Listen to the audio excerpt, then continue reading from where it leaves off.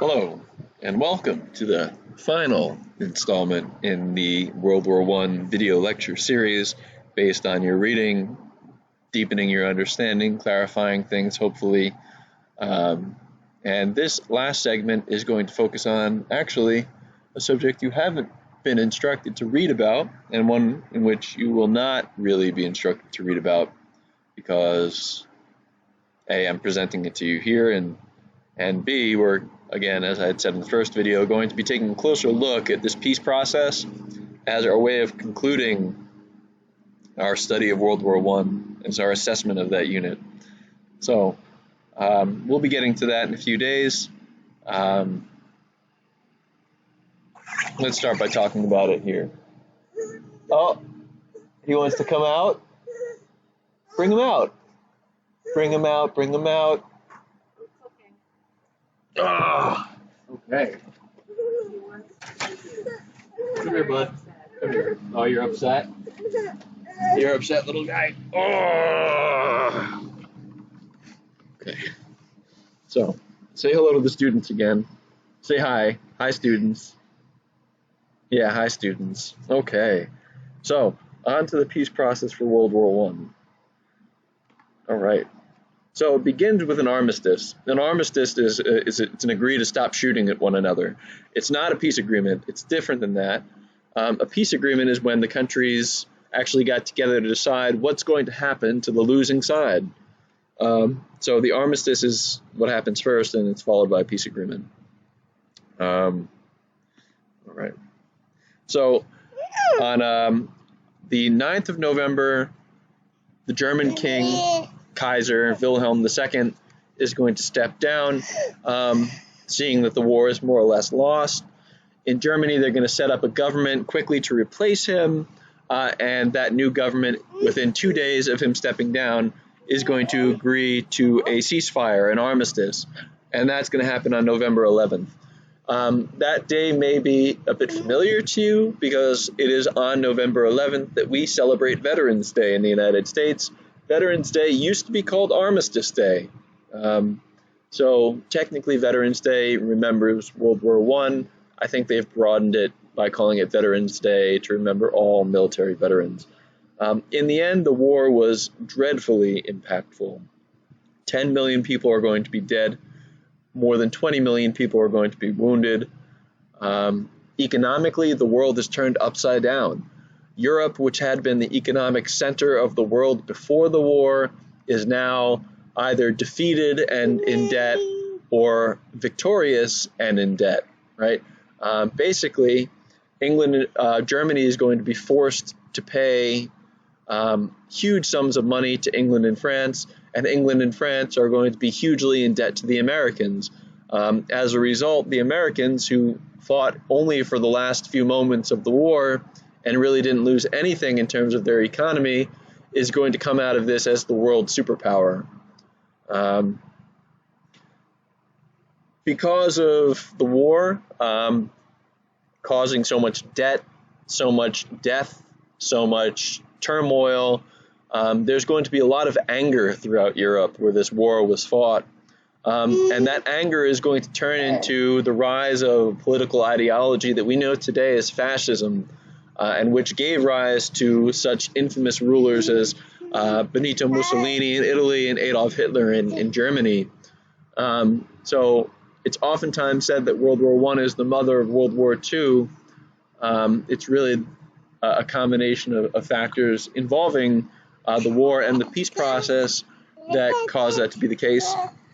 And the Ottoman Empire, a one-time very powerful empire that had existed since the 1400s, collapses and is replaced with Turkey. That's right. Yeah, Turkey. Turkey. It's replaced with Turkey, which is still a country today. Turkey. Yeah, you like saying Turkey? That's a new word for you. Let's see. How do I get out of here? Right? Can you say Turkey?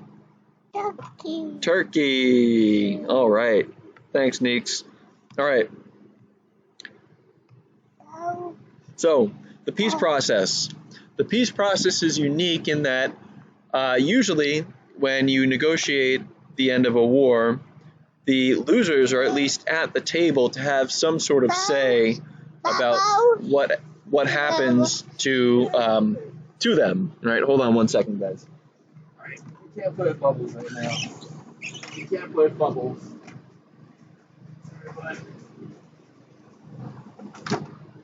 All right. But in this case, in World War I, the Germans and the Austrians were completely excluded from the peace agreement. The only people who were at the table were the people involved on the winning side. And that kind of sets you up for a bad situation, right? You're going to be excluding the loser, who also lost quite a bit in the war, just like the winners did, right? Everyone's angry, and you're going to be working on this peace agreement that basically only caters to the needs of the winners. You're just going to make the losing side even angrier and even more hurt. And that's never really a good thing. In addition to all this bad planning in the first place, this was never going to be an easy negotiation anyway. You have people on each side and in each individual country with certain demands that they want to be met. Nationalism, the belief that your own people should be ruled by your own people, is going to be stronger than ever, and you're going to have to deal with that in this peace process. You've got different viewpoints from the ruling parties within the victorious team, right? The Americans want to have a peace where everyone kind of comes together and actually works to resolve problems, whereas the countries that suffered more, like France and England, want to take out their revenge on Germany. And all of that's going to have to work itself out in this peace process, in which you'll probably come out with more questions than answers. In the end, the Americans dream of an ideal peace where Germany is not really left to being super angry and everyone is left with real peace instead of I win, you lose. That's not going to happen. The demands of the French and the British for revenge are going to be louder and in the end more successful than the Americans, right? And in the end, there are going to be 5 different peace treaties that are signed between 1919 and 1920. This is a list of the 5. The most famous is at the top. It's the Treaty of Versailles. It's the most famous because it dealt with punishing Germany. It shrank German territory. It made Germany give back all the land that it took from Russia back. And then you see in the last word there, it says reparations, and that's bolded. We'll talk about them in a minute. The next treaty is probably the second most consequential because it took Austria-Hungary, the Austrian Empire, and broke it up into a bunch of different smaller countries based on the ideas of nationalism, right? We had seen in the map in the first video that the Austrian Empire was incredibly diverse, made up of people of many different nations and nationalities, and many of those nationalities gained the self-control that they desired, right? You have the Czechs and the Slovaks forming their own country, that's Czechoslovakia. You have the Poles getting their own country in Poland, the Hungarians getting their own country in Hungary. The Serbs, the Croatians, and the Slovenians decided to get together and form their own country, which was called Yugoslavia. Austria became its own country, although much smaller and much weaker. Bulgaria, which was fighting for the Germans and the other Central Powers, had to give territory to its neighbors. Hungary had its borders changed, and the Ottoman Empire was taken apart and formed into modern